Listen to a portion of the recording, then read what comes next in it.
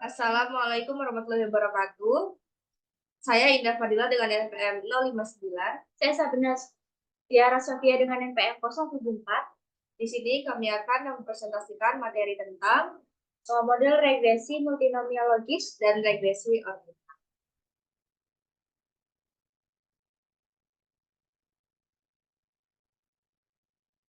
Jadi di sini model regresi pertama yang kita lakukan adalah model regresi multinomiologis.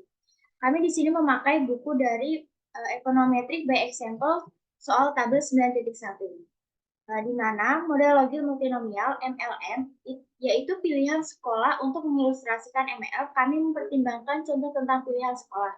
Data ini terdiri dari 1.000 lulusan sekolah menengah yang menghadapi 3 pilihan. Yang pertama, tidak ada perguruan tinggi 2 tahun, dan perguruan tinggi 4 tahun. Yang pilihan yang kami kodekan sebagai 1, 2, dan 3. Perhatikan bahwa kami memperlakukan ini sebagai variabel nominal. Meskipun kami dapat memperlakukan seperti yang diurutkan, lihat tabel 9.1 di situs web pendamping. Bagaimana seorang lulusan sekolah menengah memutuskan di antara pilihan-pilihan itu? Jadi secara intuitif kita dapat mengatakan bahwa pilihan akan tergantung pada kepuasan atau kegunaan dalam jargon ekonom yang didapat seorang siswa dari perguruan tinggi. Dia akan memilih alternatif yang memberinya kepuasan setinggi mungkin. Oleh karena itu, pilihan itu akan memiliki kemungkinan tertinggi untuk dipilih untuk melihat bagaimana hal ini dapat dilakukan. Jadi, biarkan YIJ sama dengan 1 jika individu I memilih alternatif J. J itu sama dengan 1, 2, dan 3 dalam kasus. 0 jika tidak. Dan PIJ sama dengan PR dalam kurung YIJ sama dengan 1 tutup kurung, di mana PR adalah singkatan dari probabilitas. Sebelumnya, PI1, PI2, PI3 itu mewakili probabilitas bahwa individu I memilih alternatif 1, 2, atau 3. Masing-masing, yaitu alternatif dari tidak ada perguruan tinggi 2 tahun, dan perguruan tinggi 4 tahun, jika ini adalah satu-satunya alternatif yang dihadapi seseorang, maka jelas PI1 plus PI2 plus PI3 sama dengan 1. Ini karena jumlah probabilitas peristiwa yang saling eksklusif dan lengkap harus 1. Kita akan menyebut PS sebagai probabilitas respon. Ini berarti bahwa dalam contoh jika kita menentukan 2 probabilitas, yang ketiga ditentukan secara otomatis. Dengan kata lain, kita tidak dapat memperkirakan 3 kemungkinan probabilitas secara mandiri. Sekarang, apa saja faktor variabel yang menentukan probabilitas memilih opsi tertentu? Dalam contoh ini, kami memiliki keterangan dari variabel-variabel yang akan kita lakukan regresinya. Yang pertama itu Y sama dengan PS choice, yaitu peluang untuk kuliah diploma. Lalu X1-nya itu Haskets, 1 jika sekolah Katolik lulus, 0 jika tidak. X2-nya itu grades, yaitu nilai rata-rata dalam matematika, bahasa Inggris, dan studi sosial pada skala penilaian 13 poin, dengan 1 untuk nilai tertinggi dan 13 untuk nilai terendah. Sebelumnya, skala nilai yang lebih tinggi menunjukkan prestasi akademik yang buruk. X3, feminik, yaitu pendapatan keluarga kotor pada tahun 1991 dalam ribuan dolar. Lalu X4 ada femsis, yaitu jumlah anggota keluarga. X5 yaitu parkol, adalah 1 jika orang tua yang paling berpendidikan lulus dari perguruan tinggi atau memiliki gelar lanjutan, dan 0 jika orang tua tidak memiliki gelar lanjutan. Nah, X6 itu dia feminim, 1 jika perempuan, dan 0 jika dia laki-laki. X7 yaitu black, 1 jika dia hitam, dan 0 jika dia bukan kulit hitam. Lalu di sini untuk melakukan model regresi multinomial logit, kita akan menggunakan program Stata. Pertama kita buka Statanya, lalu masukkan data dari buku Econometric by Example data 9.1. Jadi di Stata ini yang pertama untuk melakukan model regresinya, kita pilih statistik, Lalu ke kategorial customer, pilih yang multinomial logistic regression. Nah, jadi di sini kan dependent variabelnya itu variabel Y ya, di mana variabel Y itu PS choice. Lalu selanjutnya di independent variabelnya kita pilih yang HS cats, grades, feminic, famsis, parcel, female, dan black. Dengan base outcome-nya itu 1.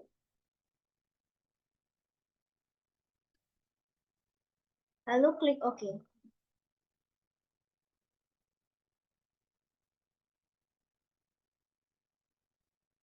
Nah, jadi di sini udah muncul ya model regresi multinomial logiknya. Lalu kita copy, masukkan ke Word.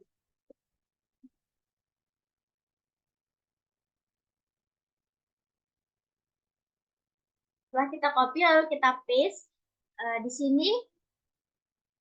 Jadi persamaan regresi 1 yang ini, itu untuk menggambarkan perguruan tinggi 2 tahun.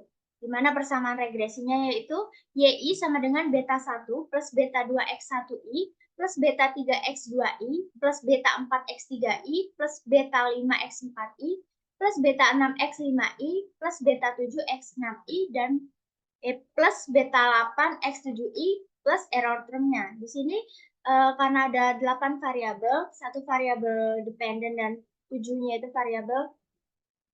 variabel independennya. Ringkasan, dan di sini ada ringkasan hasil regresi model multinomial logik dari program Stata yang kita telah lakukan tadi ya. Di sini hasil ringkasannya yaitu Y topi I sama dengan 2,2689 min 0,990 X1I min 0,2995 X2I plus 0,009 X3I min 0,071 X4I plus 0,5265 X5I plus 0,1415 X6I plus 0,5560 X7I plus error termnya. Di mana standar errornya yaitu 1006,306, 0,0558, 0,0041, 0,0726, 0,2899, 0,196, dan 0,4296. Dan Z-nya yaitu min 0,00, min 5,37, 2,34, min 1,34, 1,82, 0,72, dan 1,29. Di mana N-nya itu datanya berjumlah 1000, lalu LR-nya itu 377,82, pseudo R square-nya itu 0,1855. Lalu di sini kita akan menginterpretasikan hasil dari model yang telah kita regresi menggunakan program Stata tadi. Di sini model multinomial logit itu konstantanya tidak dijelaskan. Jadi kita langsung menjelaskan ke koefisien regresi parsialnya. Jadi pertama itu koefisien regresi parsial variabel H-sketch beta 2.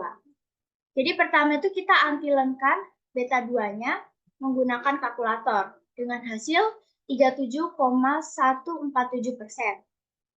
Yang berarti, jika bertambah 1 orang yang lulus dari sekolah Katolik, HS Sketch-nya X1, maka logaritma untuk kuliah diploma 2 tahun, PS Choice-nya, akan turun sebesar 0,9903 dibanding jika tidak lulus sekolah Katolik, atau naik sebesar 37,14% dengan asumsi ceteris paribus.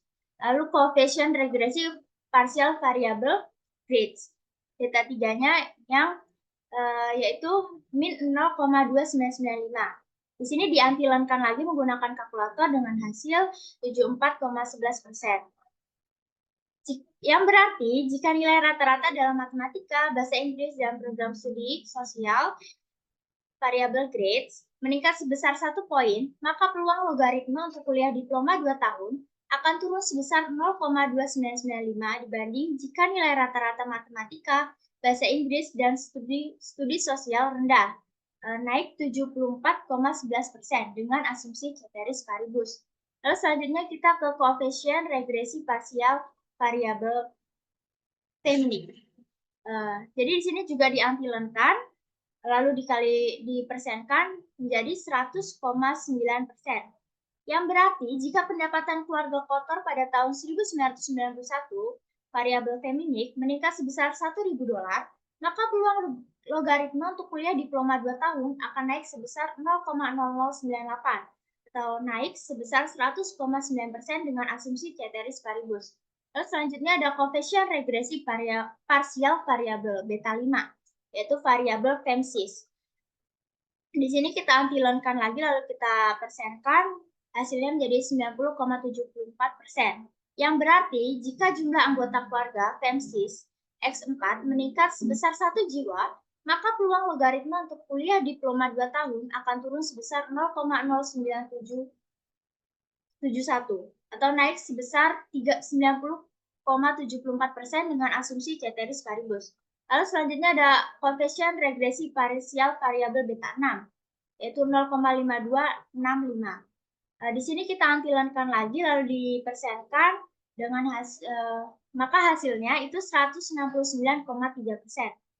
Yang berarti jika orang tua yang paling berpendidikan lulus dari perguruan tinggi atau memiliki gelar lanjutan meningkat sebesar 1 jiwa, maka peluang logaritma untuk kuliah diploma 2 tahun akan naik sebesar 0,5265 jika dibanding jika orang tua tidak memiliki gelar lanjutan atau naik sebesar 169,3% dengan asumsi ceteris paribus. Lalu selanjutnya ada koefisien regresi parsial variabel beta 7, yaitu variabel female. Di sini kita antilenkan lagi, lalu kita persenkan menjadi 115,2%. Yang berarti jika perempuan bertambah 1 juta, female X6, itu maka peluang logaritma untuk kuliah diploma 2 tahun akan meningkat sebesar 0,1141 dibanding jika itu laki-laki, atau naik sebesar 115,2% dengan asumsi ceteris paribus. Lalu selanjutnya ada koefisien regresi parsial variabel beta 8, yaitu variabel black. Di sini sama seperti variabel sebelumnya, kita antilenkan lalu kita persenkan menjadi 174,3%. Yang berarti jika orang berkulit hitam, black X7, bertambah 1 jiwa, maka peluang logaritma untuk kuliah diploma 2 tahun akan meningkat sebesar 0,5560 jika dibandingkan warna kulit lainnya, yaitu naik sebesar 174,3% dengan asumsi ceteris paribus. Lalu selanjutnya ada persamaan kedua, yaitu persamaan regresi kedua untuk perguruan tinggi 4 tahun.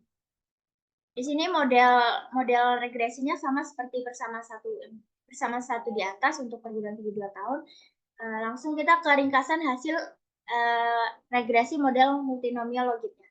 Di sini yaitu Y topi I sama dengan 5,008 plus 14,114 X1I min 0,6983 X2I plus 0,1486 X3I min 0,0666 X4I plus 1,0243 X5I min 0,0575 X6I plus 1,4952 X7I plus error term, di mana standar errornya yaitu 698,6953, 0,057514, 0,00412, 0,0720, 0,2774, 0,1964, 0,4170. Di mana Z-nya itu 0,02, min 12,6, 3,61, min 0,92, 3,69, min 29, dan 3,59. Di mana datanya itu ada 1000, lalu LR-nya itu 377,82, lalu P pseudo R square-nya itu ada 0,1855. Jadi di sini langsung kita interpretasikan. Sama seperti persamaan sebelumnya, bahwa konstanta di model multinomial logik itu tidak diinterpretasikan. Lalu lanjut langsung ke koefisien regresi parsial variabelnya. Di sini yang pertama kita interpretasikan koefisien regresi parsial variabel Hesketh-nya. di mana beta 2 sama dengan 14,1149. Jadi di sini juga kita ampilankan, lalu dikurangi 1 dan dikali 100, maka hasilnya 1,3490,7436,4%. Yang berarti jika bertambah satu orang yang lulus dari sekolah Katolik HS Cats X1, maka logaritma untuk kuliah diploma 4 tahun PS Choice Y-nya akan turun sebesar 14,1149 dibanding jika tidak lulus sekolah Katolik, atau naik sebesar 1,3490,7436,4% dengan asumsi ceteris paribus. Lalu selanjutnya ada coefficient regresi parsial variabel beta 3, yaitu variabel grades. Sama seperti sebelumnya kita antilenkan, lalu kita persenkan, jadi 49,73%.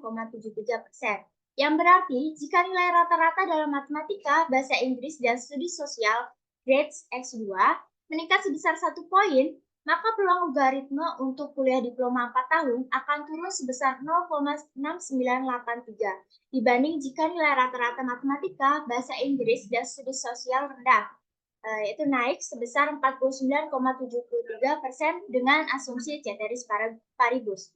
Lalu selanjutnya kita akan menginterpretasi koefisien regresi parsial variabel beta 4, yaitu variabel femini. Sama seperti sebelumnya, 0,01148641 ini kita ampilankan, lalu kita kalikan 100 menjadi 101,4%. Yang berarti jika pendapatan keluarga kotor pada tahun 1991 meningkat sebesar $1.000, maka peluang logaritma untuk kuliah diploma 4 tahun akan naik sebesar 0,0148641 atau naik sebesar 101,4% dengan asumsi ceteris paribus. Lalu selanjutnya kita di koefisien regresi parsial variabel beta 5, yaitu variabel time series. Sama seperti sebelumnya kita antilankan lalu kita kalikan 100. Hasilnya menjadi 93,55%. Yang berarti jika jumlah anggota keluarga meningkat sebesar 1 jiwa, maka peluang logaritma untuk kuliah diploma 4 tahun akan turun sebesar 0,0666 atau naik sebesar 93,55% dengan asumsi ceteris paribus. Lalu selanjutnya ada koefisien regresi parsial variabel beta 6, yaitu variabel Parshall.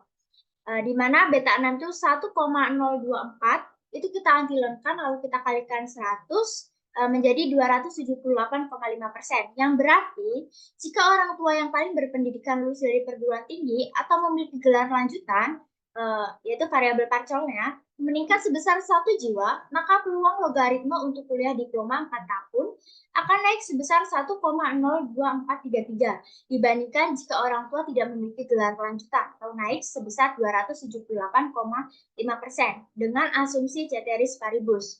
Lalu selanjutnya ada koefisien regresi parsial variabel beta 7, di mana min 0,05757 itu kita ampilankan lalu kita kalikan 100 menjadi 94,40%. Yang berarti jika perempuan bertambah 1 jiwa, variabel female-nya bertambah 1 jiwa, maka peluang logaritma untuk kuliah diploma 4 tahun akan meningkat sebesar 0,05757 dibandingkan jika itu laki-laki, atau naik sebesar 94,40% dengan asumsi ceteris paribus.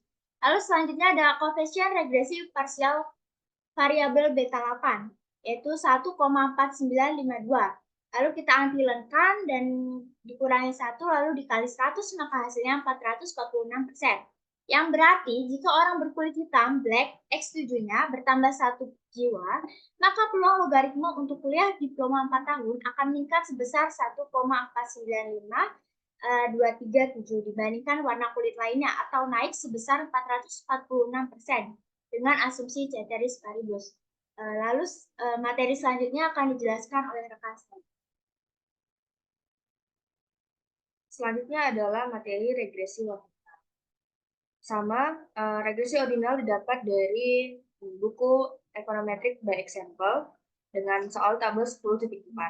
Soalnya adalah keputusan untuk melamar sekolah pasca sarjana senior perguruan tinggi ditanya apakah mereka 1. tidak mungkin, 2. agak mungkin, atau 3. sangat mungkin untuk daftar ke sekolah pasca sarjana yang masing-masing dikodekan sebagai 1, 2, dan 3. Berdasarkan data hipotesis pada 400 mahasiswa senior bersama dengan informasi tentang 3 variabel, variabel terikatnya adalah apply, melamar ke sekolah pascasarjana, dan variabel bebasnya, yang pertama, X1, parent, sama dengan 1 jika setidaknya satu orang tua memiliki pendidikan pascasarjana. X2, publik, 1 jika lembaga sarjana adalah universitas negeri, dan 0 jika tidak. X3, GPA adalah nilai rata-rata siswa. OLM diperoleh dari tabel 10.4. Sebelum kami menafsirkan hasilnya, perhatikan bahwa regresor yang dipangkas dan IPK secara statistik signifikan, tetapi lembaga publik tidak karena kami memiliki 3 pilihan. Kami hanya memiliki 2 titik batas, keduanya signifikan, menunjukkan bahwa ketiga kategori niat berbeda. Baik, tabel 10.4 di buku Econometric by Example, kita akan olah menggunakan program Stata.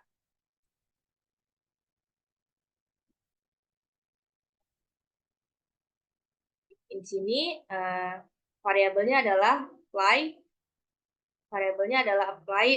parent, publik, dan GPA. Untuk materi regresi estimasi untuk regresi ordinal itu dengan cara yang pertama, statistik, pilih ordinal outcomes, pilih ordered logistic regression. Dependent variabelnya adalah apply, lalu independent variabelnya ada parent, publik, and GPA. Lalu untuk di sini kita pilih dulu untuk reportingnya, itu report odds ratio. Kita oke. Ini hasil dari estimasi regresi ordinal. Kita bisa kopikan ke Word ya. Di sini sudah saya kopikan ke Word.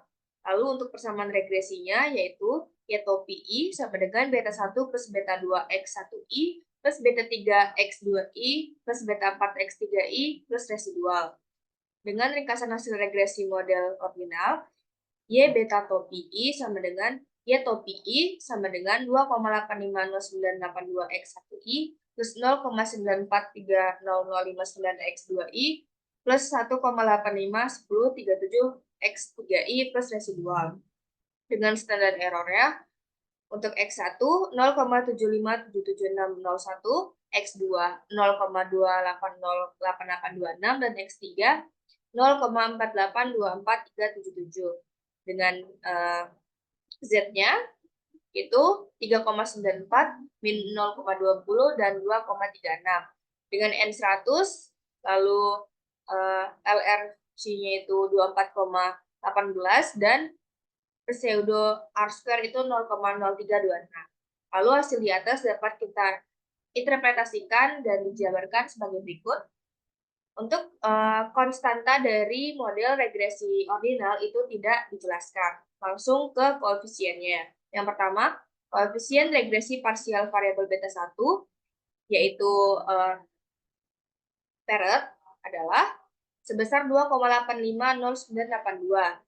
Artinya, jika pendidikan orang tua pascasarjana adalah 1, berpendidikan magister, maka odds ratio akan meningkat sebesar 2,85 lebih besar untuk melanjutkan dibandingkan jika pendidikan orang tua bukan magister, dengan asumsi ceteris paribus.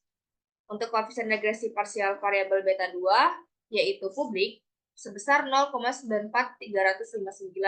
Artinya, jika lembaga sarjana universitas negeri adalah 1, maka odds ratio akan meningkat sebesar 0,94 lebih besar untuk melanjutkan dibandingkan jika lembaga sarjana bukan universitas negeri, dengan asumsi ceteris paribus. Lalu untuk yang terakhir, koefisien regresi parsial variabel beta 3 yaitu 1,851037 untuk variabel GPA. Artinya, jika nilai rata-rata siswa adalah 1, maka odds ratio akan meningkat sebesar 1,85 lebih besar untuk melanjutkan, dengan asumsi ceteris paribus. Baik, sekian presentasi dari kami. Kami akhiri. Wassalamualaikum warahmatullahi wabarakatuh.